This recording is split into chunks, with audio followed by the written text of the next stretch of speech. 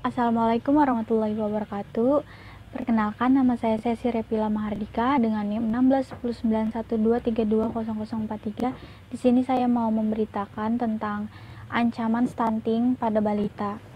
Stunting adalah masalah gizi kronis yang disebabkan oleh asupan gizi yang kurang dalam waktu lama. Hal ini terjadi karena asupan makan yang tidak sesuai dengan kebutuhan gizi.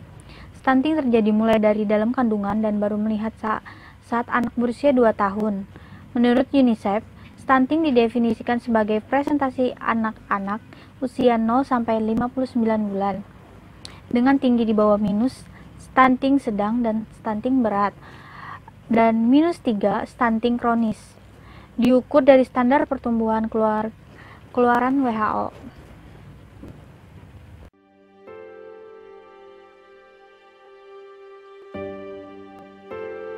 Muhammad Abdul Latif berusia 4 tahun. Bocah yang tinggal di kota Bogor, Jawa Barat ini lahir dengan kondisi normal. Namun ketika usianya 7 bulan ia pernah jatuh sakit hingga badannya menjadi sangat kurus. Dari nginjak umur 7 bulan ya, dia itu ada pilek, batuk gitu ya. Itu aja ke spesialis anak. Ke spesialis anak tuh katanya ini nih pilek katanya. Udah pilek itu kesininya nggak ada perkembangan ya dari badan, nggak ada. Udah gitu ke pihak rumah sakit lagi, ke spesialis anak, katanya sih harus di ronsen gitu ya. Udah ronsen 1 kali. Ronsen apanya? Bagian badan katanya ada gejala plek katanya. Oh, paru-paru. Iya, dari umur 7 bulan tuh ya.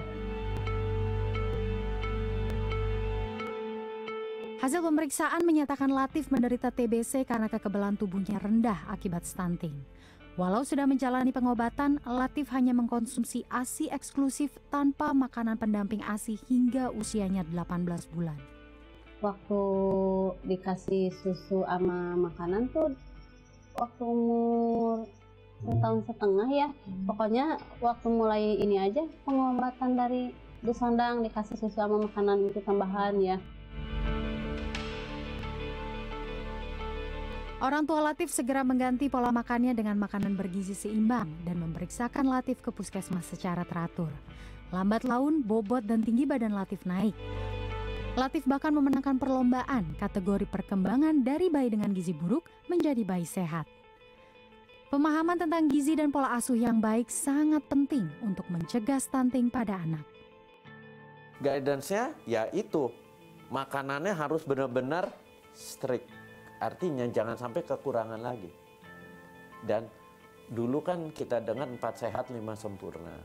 Ya, kalau sekarang gizi seimbang. Tapi buat anak jangan dilupakan susu. Karena di susu itu zat gizinya lengkap, proteinnya ada, lemaknya ada, karbohidratnya ada. Bagus itu buat pertumbuhan. Stunting dapat dicegah dengan berbagai upaya. Hal ini harus dimulai dari pemenuhan gizi ibu hamil, misalnya dengan pemberian tablet tambah darah sebanyak 90 tablet selama masa kehamilan, pemberian ASI eksklusif hingga bayi berumur 6 bulan yang diikuti dengan pemberian makanan pendamping ASI mulai umur 6 bulan.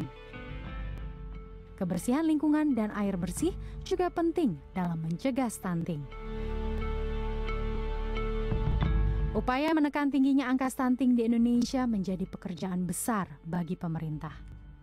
Yang jelas lokasinya fokus, kemudian yang akan diberikan nanti akan kerjasama dengan PKK, Posyandu untuk pemberian makanan tambahan. Karena stunting bukan hanya masalah makanan, tetapi juga yang berkaitan dengan kesehatan lingkungan, baik sanitasi, baik yang berupa infrastruktur air bersih, semuanya ini sebuah kerja yang harus sangat terintegrasi. Tim Nasional Percepatan Penanggulangan Kemiskinan atau TNP2K menargetkan penurunan jumlah kasus stunting di 160 kabupaten kota dengan kasus terbanyak. Dalam kurun waktu 3 tahun, dari 514 kabupaten kota, baru 5 kabupaten kota yang mengalami perubahan status gizi menjadi baik. Pada 2016, Indonesia berada di peringkat kelima negara dengan jumlah kasus stunting terbanyak di Asia Tenggara dengan jumlah kasus 5,5 sampai 6 juta.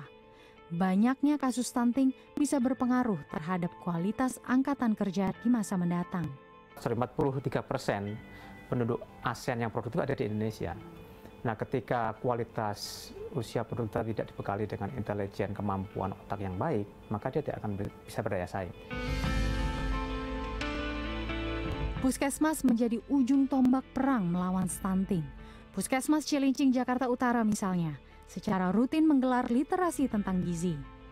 Kunjungan pemeriksaan anak juga kerap dilakukan untuk para ibu yang baru melahirkan. Selain itu, Puskesmas mengembangkan aplikasi untuk membantu para bidan melaporkan gizi anak, sehingga memudahkan pendataan anak yang mengalami stunting. Kami punya aplikasi yang mempermudah mereka mengetahui bahwa ini status gizi seperti ini, anak ini pendek atau normal gitu. Baru setelah mereka masukkan data-data, baru ketahuan di kami bahwa oh ternyata banyak juga.